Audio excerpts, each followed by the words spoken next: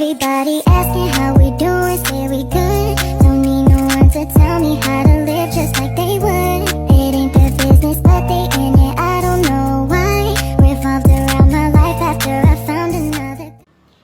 Assalamualaikum warahmatullahi wabarakatuh. Om Swastiastu, Namo Buddhaya, salam kebajikan. Halo semuanya.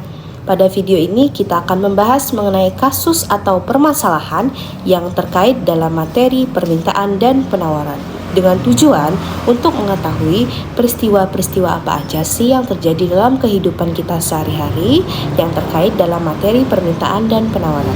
Apa penyebabnya dan apa solusi yang harus kita lakukan untuk menanggulangi kasus tersebut.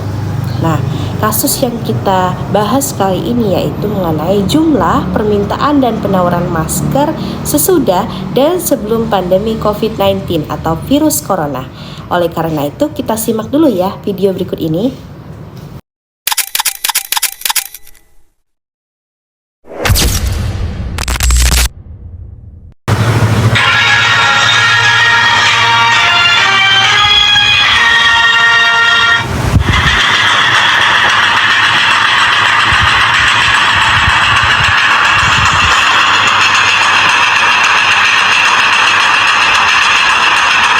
Penyebaran wabah COVID-19 atau virus corona mulai menebarkan kekhawatiran seiring jumlah pasien yang terus bertambah setiap harinya. Di Jakarta, pembatasan aktivitas di ruang publik mulai diberlakukan, mulai dari sekolah diliburkan hingga penutupan sejumlah area wisata untuk menekan penyebaran virus corona. Wacana pembatasan gerak masyarakat pun bergerak liar. Salah satunya wacana lockdown. Oh, berarti kalau COVID-19 nih nak pakai masker saja ini. Berarti nak beli masker pula banyak gawinan COVID-19 nih. Menutup akses satu daerah dalam jangka waktu. Pergi aja ke masker, nek kupet nih banyak gawe ya.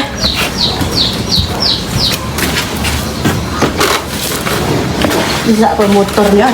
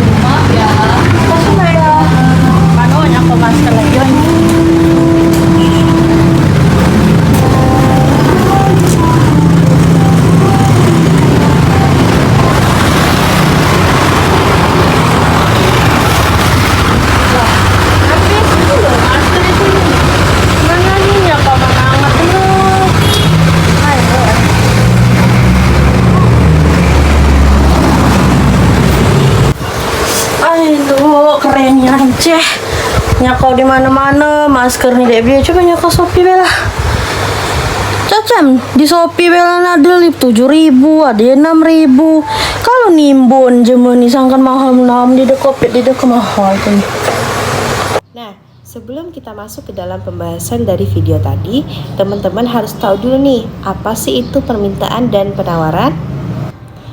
Yang pertama, permintaan.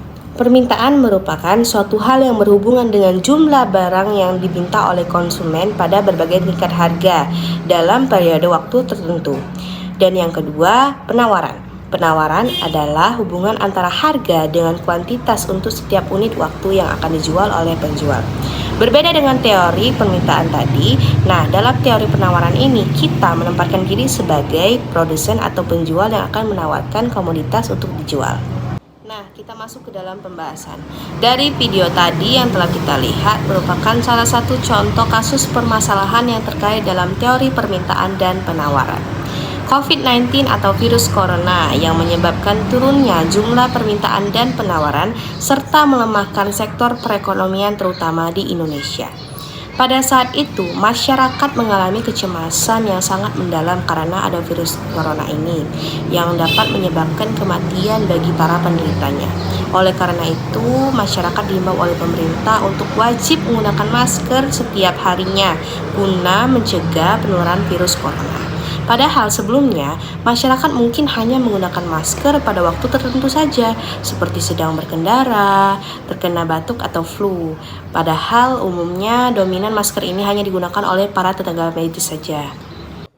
Direktur Jenderal Kefarmasian dan Alat Kesehatan, yaitu Enko Socialin Magdalin menjelaskan bahwa sebelum adanya wabah virus corona, jumlah produsen masker itu hanya mencapai 26 produsen saja. Namun kini sudah mencapai 83 produsen. Sebelum adanya pandemi ini, dari segi harganya, masker yang berisi 50 lembar itu berkisar di angka 20.000 sampai 40.000 saja. Sedangkan harga satuannya itu mencapai 2.000 per lembar.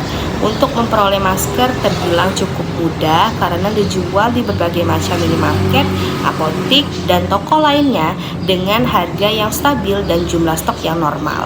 Nah, hal ini menunjukkan tidak adanya permintaan dan penawaran masker yang meningkat secara signifikan. Namun, sejak awal pandemi COVID-19 lalu, masyarakat diharuskan menggunakan masker setiap harinya, sehingga menyebabkan jumlah permintaan masker di pasar menjolak tinggi. Akibatnya, stok masker yang dijual di berbagai macam minimarket dan apotik terjual habis. Sementara di platform jual beli online, harga masker mengalami kenaikan yang sangat tinggi dan terjadilah panic buying yang dimana dapat berpengaruh terhadap kestabilan harga barang tersebut dan terjadi kelangkaan akan masker itu sendiri. Kelangkaan tersebut dapat dipicu oleh adanya oknum-oknum produsen atau pedagang yang menimbun masker ketika harganya masih rendah dan kemudian akan dijual ketika harganya naik. Nah, dari permasalahan tersebut tentunya harus ada cara untuk mengatasinya. Maka dari itu pemerintah perlu melakukan beberapa langkah seperti mengatur distribusi dan harga masker, memberantas penimbunan dan peredaran masker secara ilegal, meningkatkan produksi masker dalam negeri, serta mengedukasi masyarakat tentang penggunaan masker yang tepat dan efektif. Hal ini dilakukan untuk mencegah terjadinya kelangkaan dan permintaan masyarakat terhadap masker tersebut tetap terpenuhi. Wise as a consumer and wise also as a producer for mutual benefit not harm. Terima kasih. Wassalamualaikum warahmatullahi wabarakatuh. Everybody asking how we doing, say we good. Don't need no one to tell me how to